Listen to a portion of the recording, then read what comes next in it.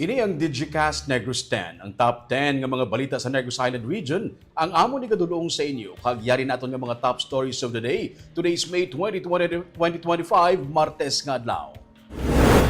Minor de edad nga mag-utod patay matapos wala makagwa sa nagakasunog nga balay.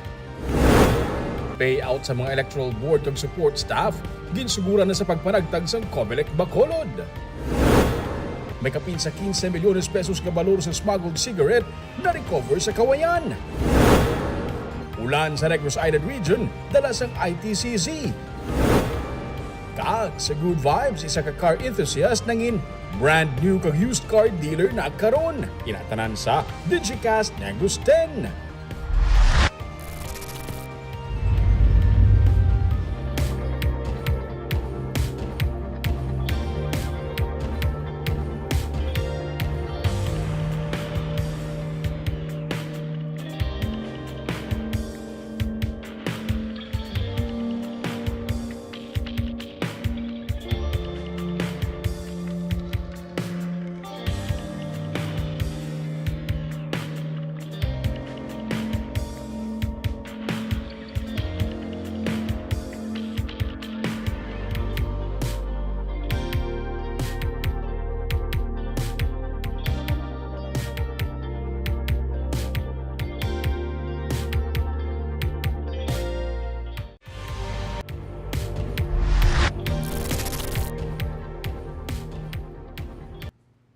Sa number 10, ulan nga naeksperyensyahan sa Negros Island region subong hapon dalasang ITCZ.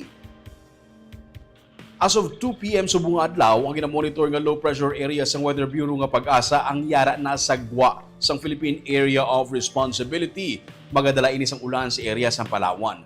Ang Intertropical Convergence Zone kung ang ITCZ ang nag-aapekto sa Palawan kag Mindanao kag iniman ang nagdala sa pagbubo sang ulan diri sa isla sang Negros kag Siquijor subong hapon. Nag-aapekto man ang easterly sa gihapon sa Visayas kag nagadala sang mainit kag mapaang nga panahon kag mahimo man magdala sang pag-ulan.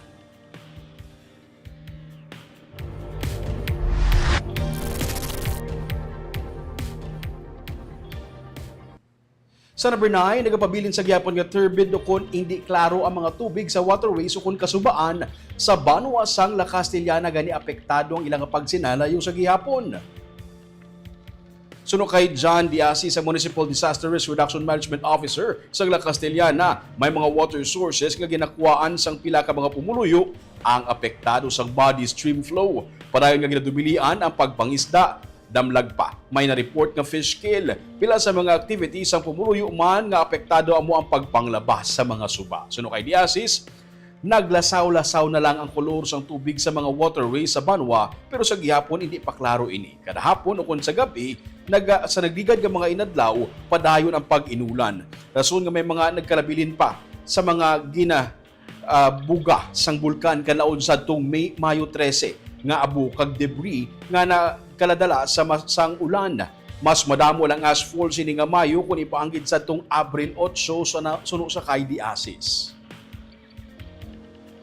Ang pagpanglaba iti bring ko manglaba ka sa may suba nga lutakon so affected ang isa na da, and then ang pagpangisda ma'am iti after sang June eruption last year ang Municipal Agriculture Office nagbuhi sa mga live nga mga fingerlings para ma-replenish ang mga affected sang June 3 so affected man da.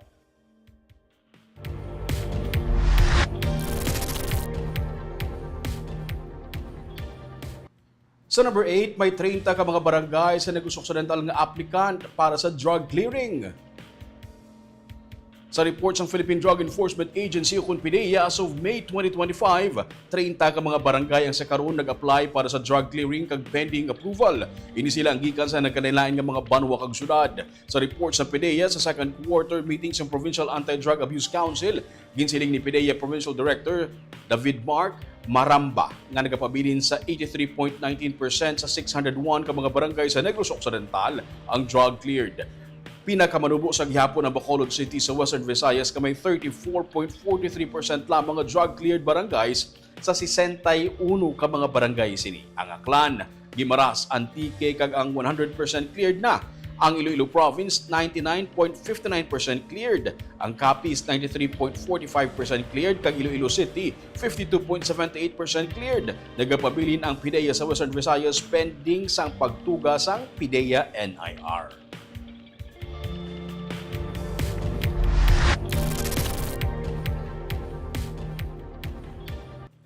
Sa number 7, Maritime Police naka-intercept sa may kapin sa 15 milyones pesos nga balor sa smuggled ng mga sigarilyo. Nagpatigayon sa anti-smuggling police operation ng otoridad matapos makabaton sang tip nga mayara sang ginatransport na smuggled nga mga sigarilyo sa igad sang baybay sa sitio Bagambang, Barangay Tiling sa Banwas, Kawayan, Lunes nga adlaw. Ginaresto sa mga operatiba sa Bacolod Maritime Police Station, kaupo ng Intellectual Property Manila kag Bureau of Customs 6 ang duha ka mga persona nga ginkilala nga Sanday alias Junjun kag alias Mar matapos makuhaan sang ginatransport nga mga kontrabando. Na-recover ang 11,450 ka mga rims sa nagkalain-lain nga mga klase sang sigarilyo kag duha ka mga panel van. Kinabulubanta nga naglabot sa 15.3 milyones pesos ang balor sa na-recover sa operasyon.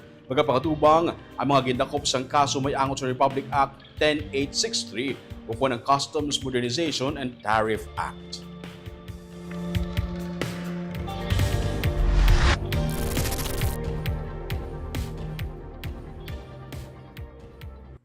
Sa number 6, pag-turnover sa mga dokumento sa tunga sang transition team ng Mayor Abdi Benitez kang Congressman Greg Gasataya na talana sa June 2. Sa coordination meeting sa tunga sang transition team ng outgoing Mayor Abdi Benitez kag Congressman Greg Gasataya kag Bacolod DILG napatpat ang mga tikang para sa ginapaabot nga turnover. Ang transition team sang alkalde maghahanda sa consolidated reports, inventories ng government assets kag review sa mga ongoing programs kag projects. Ginpahayag ni City Legal Officer Carol Joseph Chu nga sa Hunyo 2, ginapabot ang pag-turnover sa kinahanglan ng mga dokumento para sa masunod nga administration. Ginahandaan naman sa Bacolod LGU kag DILG ang natalaan nga transition activity. Tubtob karon, wala pa sa napilian nga mangin focal person sa mga natukod nga transition team. Sa Hunyo 30, ang assumption of duty ng Benitez bilang elected congressman kag Mayor-elect Gasataya. June 2, ang magiging set niya deadline is June 2, tangang departments niya makasubmit na sa mga nagkakaigo mga dokumento as well as mapreparahan na doon ng mga activities na upan na ng transition activity. May mga ang DLG may paghahiwato ng mga briefing, no? Pag-atinan sa mga kabayan.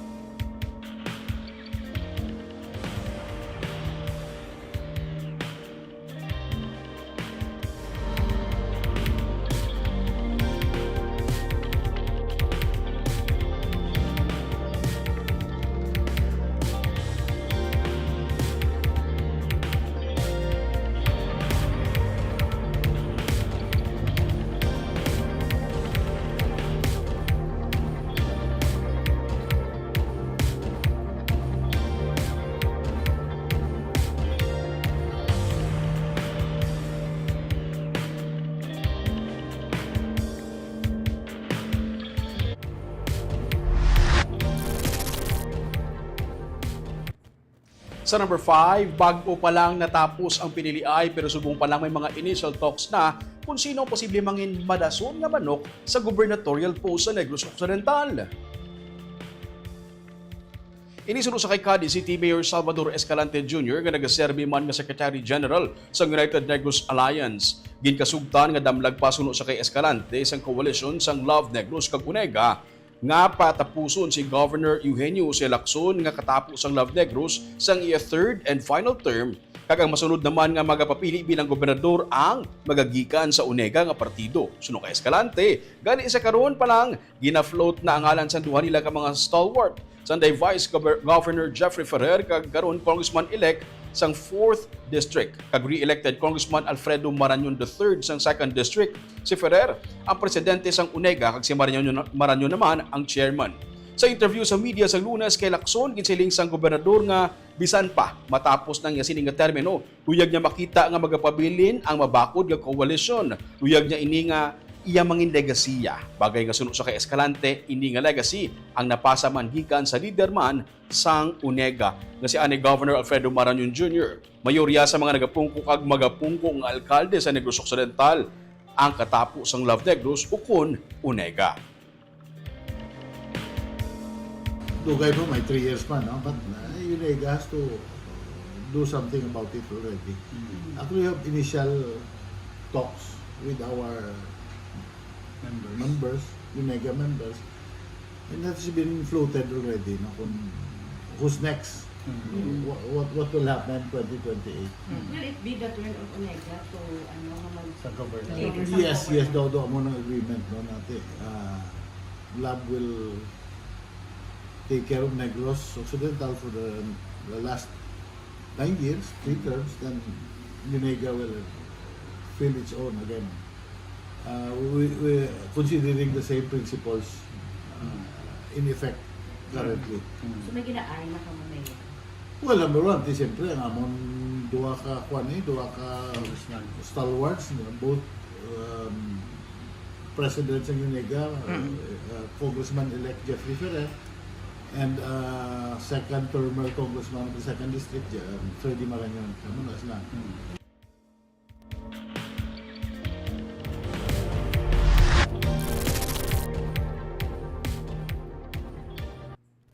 Sa number 4, payout sa mga electoral board pati na sang staff nga nag-service ang nagligad nga piniliay ang insumura na sang COMELEC Bacolod. Sa Bacolod COMELEC office, nag-idas ang linya sa manunudlo nga nag-claim sang honoraria matapos mag-service ang tinalikdan nga May 12 national kag local elections. Kanaman sa ila, nagserbi bilang katapos ang electoral board kag support staff. Ginsiling ni City Election Officer Attorney Revo Sorbito, kapin sa 22 million pesos ang gintarana nga pondo para sa malapit sa 3,000 kakatapos ang electoral board kag support staff. Gani ginapaabot nga magabaton sila sang tig 9,000 pesos tubtub 12,000 pesos. Depende sa ilang naging responsibilidad sa adlaw sang piniliay. Nahangpa ni Sorbito nga may pila ka mga hibubunot sa social media na tungod pila sa ila ang naagahan sa pag-turnover sa mga automated counting machines kag election paraphernalia sa canvassing area. Ginpaatag ni Sorbito nga resulta ini sang kakulang sang personnel nga nagakatabo kada May election. Iya ginklaro nga wala man nila ginapilit ang mga manunudlo nga magserbe kada may piniliay. Normal lang ganyan ang kumod, that's why ginambago ni sila. Wala kang maging pilit. You voluntarily decided to serve during the elections and we're very thankful for that. But you have to expect, of course, to ganyan tag-election, ang muna perennial problem ito because jutay lang kayo ang resources ng COMELEC. Hindi mo kami pwede ka-hire ibang nga tao to do all these tasks, no? Ay wala tayo budget for that. And then we are not also allowed to do that. So we do what we have, kulang kami.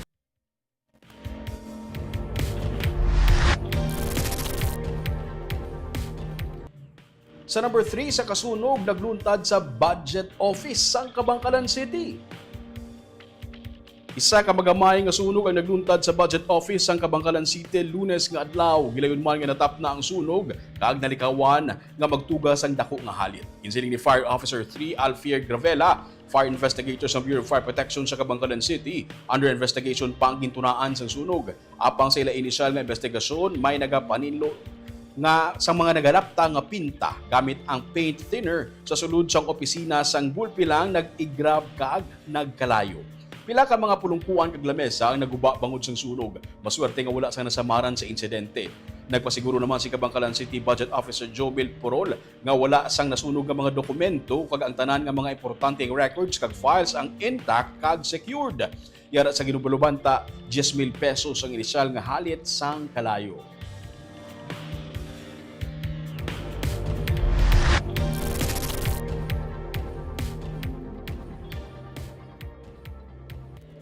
Sa number 2, Bacolod DSSD magapalapot sang bulig sa pamilya sang duha ka mga bata nga nagkalamatay sa sunog kainasang aga.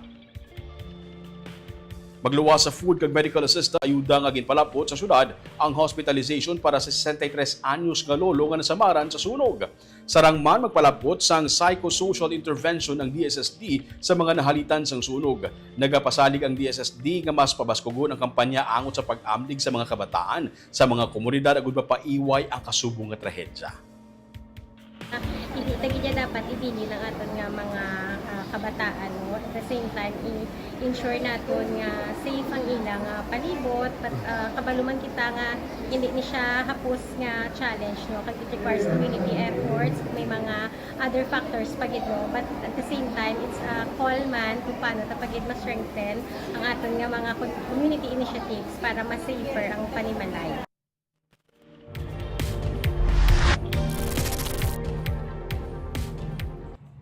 Kag sa numero 1 sa mga balita subong adlaw. Mag-utod nga mga minor de edad patay sa sunog sa Bacolod City kainasang aga. Ang ilailoy nagwa lang para magbakal sa pagkaon pero pagbalik niya, bangkay na lang sa iyang mga anak ang iya naabdan. Yaring report. Sa dalom na nao. Malapit sa sinigadingdig nakit-anan na purok Chairman Andy Brizuela ang bangkay sang 8 kag 6 katuig nga bata nga babae kag lalaki kay na sang kaagahon sa purok Lison sa Barangay 1 sa Bacolod City pasado alauna sang kaagahon. Istorya niya, natalupang na lang nga wala makagwa ang duha ka mga kabataan sang ginpangita na sila. Sang ginukay ang nasunog nga balay sa pamilya Gutierrez, nakit-an ang bangkay sa mag-utod nga nagatuparay. Isagin pa mangkot ko din ang duha ka bata. Ambal ko no nakagwa na bla. Di gaano mga kami kasalig na kami pag ano pa sa ambal nga nakagwa. Di pag payout na pag tapos ng sulog gamay lang nga aso lang bilin. Ginbuksan namon nila ang ano mga sino. Mo nagtampad sa mo ng ano. Kamu mismo nakasaksi, sir. Anong posisyon sa mga bata? Gaigda duwas la gaigda do. Humalin pa sang kagabi nga wala sang kuryente sa lugar matapos maglupok ang transformer. Gani ang iban nga mga residente nagsindi sang kandila. Sa pag-istorya ni Brizuela sa iloy sang duha ka mga menor de edad, nagwa siya makadali para magbakal sa pagkaon kay nagaingos ang mga bata nga gutom. May nasindihan nga kandila pero natungtong ini sa stainless nga tulungtungan. Ang bata nagutom. Ang bayo ka mama nagutom mo. Gapita pagkaon. Tapos nagbakal lang ano pagkaon ng nanay. Ang duwan lang di bilin na biyaan niya. Suno man siya. Din bili niya man kuno kay lulo yang tigulang. Gipabantayan lang anay. Pero wala di tigulang sa sulod ya. Sa piyaki nga balay kay compound. Ang mga kaingod balay saksi sa pagsalasala-lasang iloy balik sa ilang nga balay. Ang ginbakal nga burger sa isa ka fast food chain, wala na makaon sang mga bata. Bangkay na sanduhan niya ka mga kabataan ang iya naabtan sa iya pagpauli. Lain ang gadala kay siguro pag-abot niya dira. Ginhaboy na lang niyang pagkaon lagan siya. Ano bit ya? Burger. Gidulong da burger man to duha ka burger. Ti wala na kay ngabot ang burger. Bay naman mga bata na bata. Kainas ang kaagahon, magabiyahe pa kung tani pa Iloilo ang mag-iloy. Naka-impake na sila suno sa ilang mga kaingod balay pero wala man madayon ang ilang alakat bangod sang trahedya. Okay, nangimos na sila. Malakat sila tani sa Kagahon sila malakat. Oo. Amo na nga bugtaw kaagahon. Hindi. Ini tani nga kagahon malakat galing kay naglakat si yung babae. Bakal tinapay. Oo, kung ano ang pamao, pagbalik niya wala na. Wala sang iban nga balay nga naumid sa sunog. Pero ang lolo sa kabataan nga nagtingwa nga magsalbar sa ila gikan sa nagakasunog nga balay, nag-angkon sa mga paso sa lawas. Ma-attempt sa tani nga masulod daw. Ang lolo na. Oo, lolo. Sudlo niya tani ang mga apo. Malibot siya. Ano niya di makaya ang kalayo. Nagwa sa. Bosid to na sa nagdamo ko why yun. Ang mga kaingod balay ang nagbuligay para mapalong ang kalayo gamit ang ini nga bomba. Ang ini nga mga hose ng tubig ginpang utod. Pati tubig sa lamawan ginsabya sa nagakasunog nga balay ugaling wala makahingagaw-gwa ang mag-utod. Pero nakadako ka bulig sa bomba. Sako lang bas mo sana yung bomba na.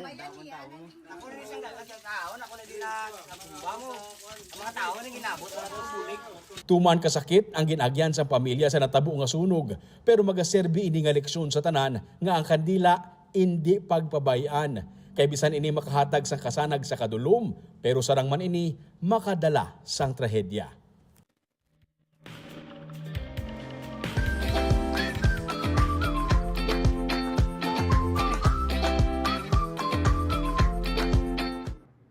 Kag sa good vibes, halin sa isa ka car enthusiast, isa ka negrense karon ang isa na ka used kag brand new car dealer sa Bacolod City. Iban sa mga hard to find nga mga salakyan, sarang makitaan sa iyang car display center diri sa Bacolod City. Yaring report.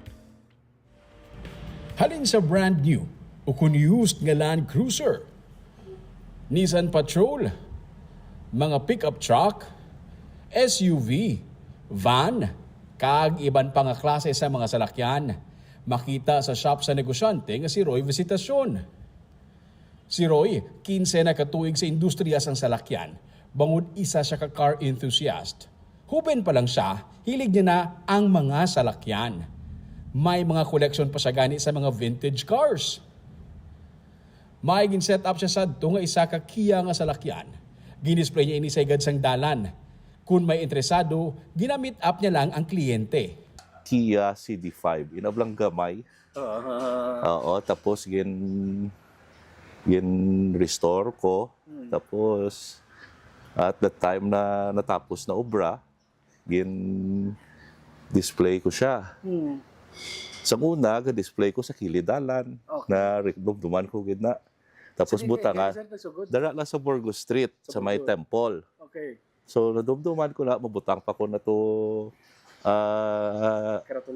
sa itapikan ko pa na siyang salakyan for sale. And then, kung may matawag sa akon, madlagan pa ko na to sa dalan. Sa nakabaligya siya sang isa ka salakyan, nagsunod-sunod na ini. Nangin-bridge pa siya sa mga nagabaligya sa salakyan, sa mga nagapangita sa salakyan nga mga kilala niya. Tub-tub nga nakakuha na siya sang iya kaugalingon nga pwesto para mag-display sa salakyan. Miyara gidabi sa mga nagapangita sang used cars kag mga hard to find nga mga brand new nga salakyan. Ang iyang mga kliyente halin sa mga nagapangita sang first car pakadto sa mga VIPs nga nagasalig na sa iya.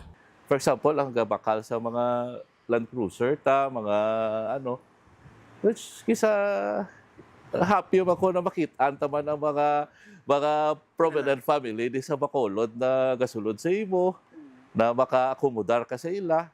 So, happy na ko na sa ginhalinan, tabla na halin sa gabay, which is subong gabaligya, tabi sa may mga brand new kisa. Istorya ni Roy, pabalik-balik na ang iyang mga kliyente, kay man ginpahapos nila ang tanan sa pagkuha whether sang brand new man o kung used car.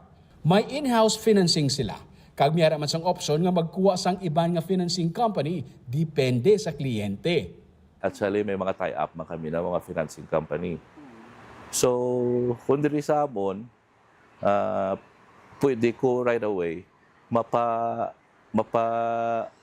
mapa-approve as long as na makapasarta sa requirements ta, kag sa down payment ta. So, pwede na kami na lang tanan ma-process. Ang imo ya obrahon, ma-down ka na lang, and then pwede ko right away mapadala sa lakyan. Mas mahapos para kay client. Yes, so sa transfer kami naman process, transfer of ownership. So kung anything na komportable sa client namon, gina-accommodar na lang namon. Advice niya sa mga nagapangita sang used to kon pre-owned vehicle, mas maayo kung maistorya mo personal ang mismo nga tag-iya sang salakyan para mahibaluan ang history sini. Tandaan, hindi tanan nga barato, okay. Kung tama ka barato, makaduluda. Kung mahal, hibalua anay ang rason. Kaya kung magbarato ka tama sa salakyan, ikaw mismo maminsar ka man nga abarato ni siya. Okay, so basi may mga diferensya da or may mga tinago da. So kung magsubra naman ka mahal, actually, ang mahal na salakyan, makambal ko, may reason nga nagmahal siya. So base good as brand new man siya, or base ang history, base sa previous owner, bala naka-carpet man to, nakasirado man. So amo man na bala ka magsagod ang previous owner. Subong, may masobra na sa 50 ka mga brand new kag used cars nga gina-display si Roy sa GTG Car Center sa Yacal Street sa Capital Shopping Center nga pwede mapilian sa nagapangita sang salakyan. Si Roy ang personal nga nag-atubang sa mga kliyente para mabuligan sa pangita sang salakyan nga nagakaangay sa iya kag worth it man para sa tanan niya nga ginpangabudlayan. Namin ko na mo sa kapilian ng mga salakyan, kwarta na lang ang kulang. Shoutout anay sa aton nga love viewers sa Facebook subong hapon, si Ray Tuhaw Tinyosan maing hapon, Digicast Negros, si Eric Mendez maing hapon, Digicast, si Ivane Adelaide si Mare, good afternoon Digicast Negros, si Lindol Sunyo maing hapon, Digicast, Arniel Jake maing hapon, Digicast Negros watching from Riyadh, Saudi Arabia, si Faith Pinunggan maing hapon, Digicast, Gloria Bantigay, good afternoon Digicast, and Sir Roming watching from Pulupandan, Chona Evangelista Caredo, good afternoon Digicast watching from Singapore, si Kane Aparicio, good PM Choy Roming, happy afternoon watching from Silay City, God bless you, and Digicast, God bless you more, si Romy Hisem, maayong hapon Digicast Negros watching live from DBI, Barangay Kalumbangan, Bago City, si Jelwin, good PM Choy Roming, Digicast Negros, happy Tuesday sa tanan watching live from Takuling, si Jessery Garutsa Hivero, maulanon nga hapon ka Digicast Roming watching from Sarai, Timamaylan City, God bless pa, shout out sa akong mga alaga, Maxine, Chase, Zoe kag Inday, Starla, salamat gid sir, si Romel Mahilom Galio, maayong hapon Digicast Negros. Kagabi itong top 10 nga mga balita sa Negros Island Region, subong adlaw tubtub sa buwas. Ako si Romeo Subaldo, mayong hapon.